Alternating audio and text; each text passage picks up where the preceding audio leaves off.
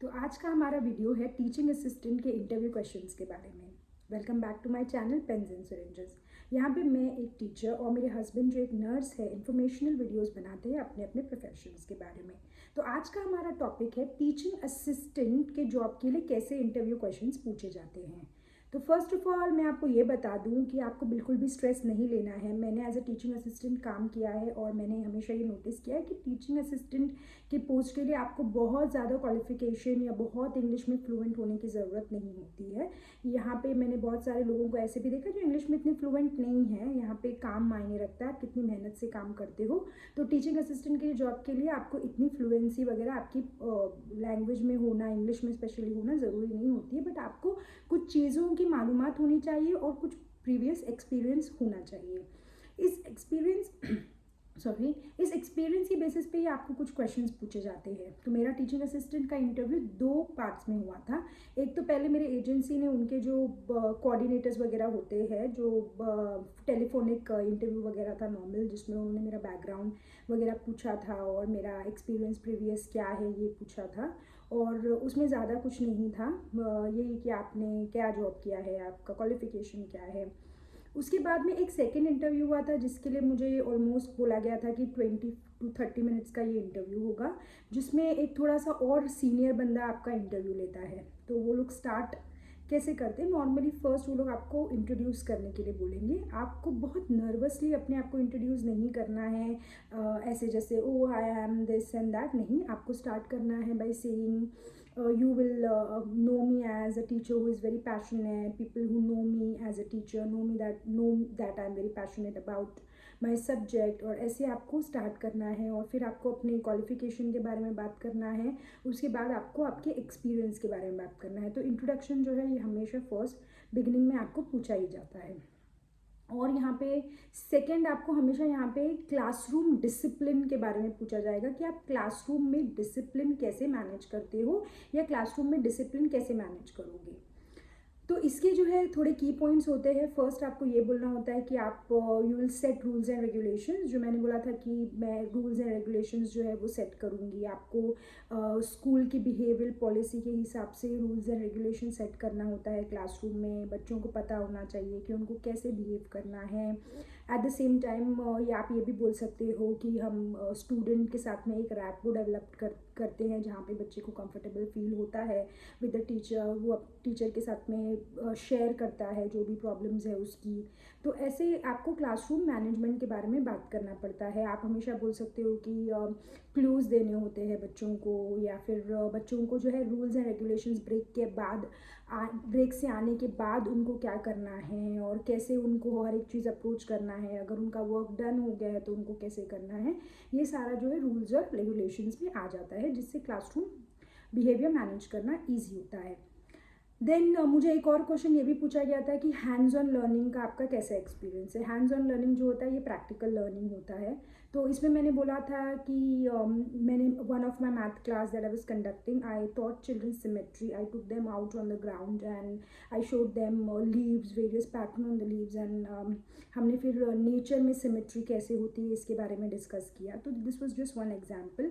अगर आपके एक्सपीरियंस में आपने कुछ ऐसा हैंड्स ऑन लर्निंग किया है तो आप वो भी उनके साथ में शेयर कर सकते हो। मैं एक कंप्यूटर टीचर हूँ, तो मैंने ये भी बताया कि मैं बच्चों को लैब में लेकर जाती हूँ। हम स्क्रैच प्रोग्रामिंग करते हैं, हम प्रोग्राम्स डेवलप करते हैं। तो ये सारा जो है ये हैंड्स ऑन लर्निंग में आ जाता है। उसके बाद में मुझे एक सवाल ये भी पूछा गया था कि how would you support the class teacher, क्योंकि टीचिंग असिस्टेंट का जो मेजर काम होता है वो क्लासरूम में होता है। एक मेन क्लास टीचर होते हैं और उसके साथ एक टीचिंग असिस्टेंट होता है। How would you support the class teacher. तो इस पर मैंने यही बोला कि मैंने अपने एक्सपीरियंस से ये बताया कि एक टीचिंग असिस्टेंट जो है उसको it is very important to understand कि बच्चों के नीड्स क्या है। स्मॉल ग्रुप्स में मेजरली काम करना होता है और उसको समझना होता है कि बच्चों के नीड्स क्या है। जैसे अगर आप एक लोअर क्लास, जैसे आप एक रिसेप्शन या ईयर 1 की क्लास में हो रहे हो, अगर बच्चों को नया नया लिखाया जा रहा है तो it is very difficult for the children to even write. वो कहाँ पे क्या लिखना है ये भी नहीं समझ पाते। So you have to be with the students, understand कि कैसे बच्चे के कौन से नीड है और उस हिसाब से आपको हेल्प करना होता है। तो you can always say that I will support students who need extra help, form small groups of students and help them in completing the assignments. और writing is also difficult for them, ये मैंने आपको already बता दिया है। Math and phonics का specially एक small group में आप बोल सकते हो कि I will cater to children in small groups, एक स्मॉल ग्रुप बना के जो नीडी बच्चे हैं उनका, then I will take care and I will teach them, and that's how I think I can help the class teacher. इसके अलावा मुझे ये भी पूछा गया था कि how would you support students with special education needs. तो यहाँ पे वापस से आपको यही बोलना है कि स्पेशल एजुकेशन नीड्स जो होता है वास्ट होता है, हर बच्चे का अलग अलग नीड होता है। Some children are slow learners, some are slow writers, कुछ बच्चे जो है वो ASD होते हैं ऑटिज्म स्पेक्ट्रम में, कुछ बच्चे हाइपर एक्टिव होते हैं। Depending upon how what the child needs, that's how I will help the child. If the child is somebody who is with hyperactivity, I will make sure that I give regular breaks to them, take them to the playground, make sure they are in the classroom, try to bring them their attention back into the classroom. If they feel exhausted or tired in the classroom, maybe we can go to the ground and then take a round and then come back. बच्चा अगर slow learner है तो you can always say that I will seek help from the class teacher asking for lower order thinking worksheets, and I will help the child solve those kind of worksheets. I will make sure that the child is catered to in whatever the needs of the child are. तो ऐसे आपको थोड़ा सा इसके ऊपर अगर आपका खुद का भी कुछ पर्सनल एक्सपीरियंस है, you can always add on, क्योंकि स्पेशल एजुकेशन नीड्स जब हम बोलते हैं तो बच्चों का रेंज बहुत वास्ट होता है। तो अगर आप एज अ टीचिंग असिस्टेंट जा रहे हो तो आपको पता होना चाहिए कि स्पेशल एजुकेशन नीड्स में किस टाइप के बच्चे आते हैं। सबसे पहले ASD के बारे में आपको पता होना चाहिए, हाइपर एक्टिविटी होती है बच्चों में, स्लो लर्नर्स होते हैं, स्लो राइटर्स होते हैं, ये सारा जो है थोड़ा सा आप पहले से स्टडी कर लीजिए इसके बारे में। और यहाँ पे बहुत ही इंपॉर्टेंट होता है सेफ गार्डिंग। तो आपके इंटरव्यू के पहले ही वो लोग आपको एक सेफ गार्डिंग मॉड्यूल, जैसे मुझे दिया गया था, एक सेफ गार्डिंग मॉड्यूल था।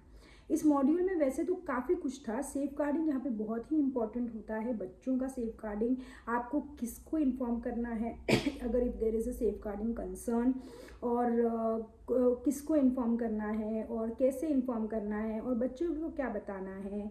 अगर वो जो मेन पर्सन है वो अवेलेबल नहीं है तो आप किसको इन्फॉर्म करोगे, ये सारा कुछ उस मॉड्यूल में होता है। उसमें लगभग मुझे लगता है 30 to 40 पेजेस थे जो मुझे रीड करना था। But out of this only 2 questions are extremely important जो आपको पता होना चाहिए। You will be asked if there is a safeguarding concern, who will you address it to. आपको पता होना चाहिए that you will address it to the safeguarding designated safeguarding lead, also known as DSL, the designated safeguarding lead. तो ये आपको याद रखना है। और एक इसके ऊपर फिर वो लोग दूसरा क्वेश्चन ये पूछते हैं कि suppose if the child has asked for confidentiality, will you say that the child, will you tell the child that your information will stay confidential with me? आपको बोलना है no. I will tell the child, I will assure the child that we will handle this matter sensitively. I will inform the designated safeguarding lead, and we will make sure that you don't feel uncomfortable at any particular time, but I can't keep this information confidential and I have to inform it to the designated safeguarding lead. इसमें आपको कभी भी yes नहीं बोलना है। अगर बच्चा secondary में है या 18 ईयर्स का है या उससे ऊपर है, आपको बोलना है no. I will tell the child no, I can not keep it confidential, I have to inform the designated safeguarding lead. These are a few questions that were asked to me, but as a teacher अगर आपका interview है तो मैं suggest करूँगी कि आप कुछ questions read कर लें। आप ChatGPT पे जा सकते हैं, वहाँ पे आप प्रॉम्प्ट टाइप कर सकते हैं interview questions with answer for teaching assistant in UK। तो आपको बहुत सारे क्वेश्चंस मिल जाएंगे, उसके साथ में कुछ सैम्पल आंसर्स भी होंगे। तो आंसर्स जो है वो आप अपने हिसाब से मैनिपुलेट कर सकते हो, जैसे कि आपको जो एक्सपीरियंस रहा है उसके हिसाब से आप हमेशा उसको चेंज कर सकते हो। So these are some questions about teaching assistant. अगर आपके मन में कुछ भी सवाल है और आप मुझसे पूछना चाहते हैं तो प्लीज़ कमेंट कीजिए, like share and subscribe my channel. 99% of my viewers have not subscribe to my channel. Please subscribe right now. Thank you.